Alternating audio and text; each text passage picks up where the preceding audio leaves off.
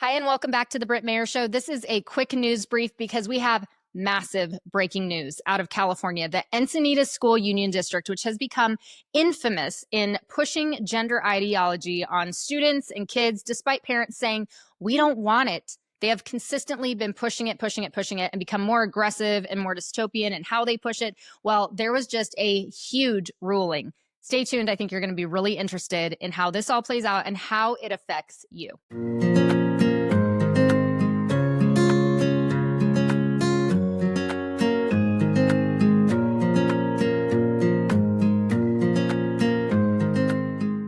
So in this breaking news, a federal court just yesterday, I got this breaking news late last night, ruled in favor of parents in this gender ideology curriculum case. So a little bit of background.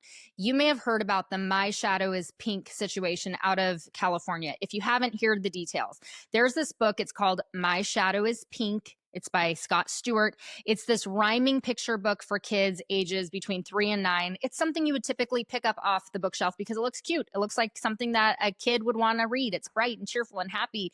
Well, it features a boy with a pink shadow that symbolizes his inner self. And in this book, it's kind of evolves where he enjoys stereotypically girl activities like princesses and pink toys. And the boy eventually wears a tutu to school and he feels judged. He runs home and then he's supported by his father who wears a pink dress. And he helps the boy embrace his identity with the phrase, "This is me." Okay, so this is the book. My Shadow is Pink. There was an incident at Costa Heights Elementary in May 2024. A fifth grade teacher in the Encinitas Union School District read My Shadow is Pink to students during a buddy class mentoring program with kindergartners, because this is apparently what kindergartners need to be reading with their fifth grade buddies, is about a little boy who sees his shadow is pink and wears a tutu and then is affirmed because his masculine dad puts on a pink dress and says, "This is me."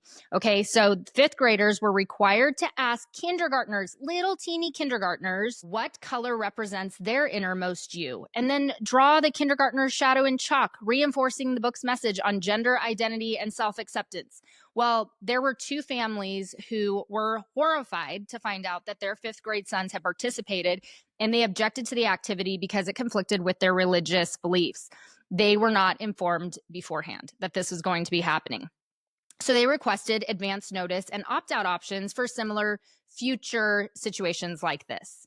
Well, the absolute lunatics over at this school district who somehow think that they have more authority over the students than the students' own parents do, said, "We deny your request for notification and opt-out rights." So this prompted further action. So in September 2024, First Liberty Institute and the National Center for Law and Policy, and I know Dean, the attorney over there personally, he's a great guy, they filed a complaint against the Encinitas Union School District, arguing that the lack of notification and opt-out rights violated the family's religious freedoms under the First Amendment. Now, here is where it gets really exciting because we are beginning to see the tides finally shift with all of this insanity. Just late last night, I got word that a federal court in San Diego granted a preliminary injunction mandating that the district provide parents with advance notice and opt-out options for gender identity lessons that are outside of the typical health program that parents can already opt out of. This is huge. It's essentially saying, you can't keep sneaking all this gender ideology into our kids' faces if we as families say, we don't want it. We, under the First Amendment, we have rights. You can't keep pushing this on our kids when our kids are on campus. The court's reasoning was that forcing students to affirm messages against their faith violates the First Amendment, emphasizing that the buddy program is a mandatory part of the curriculum. So he is saying this is in complete violation of the First Amendment and you can't do it.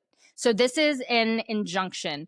There's another case working its way through the Supreme Court right now. So we're going to see how that all plays out. But as of now, this is a huge precedent that was just set, and it's breaking news. This is really, really exciting and something that you as a parent need to know, because this affects you're knowing what your rights are when it comes to your kids being on campus, especially in crazy California and everything that the school districts have been trying to sneak in for far too long.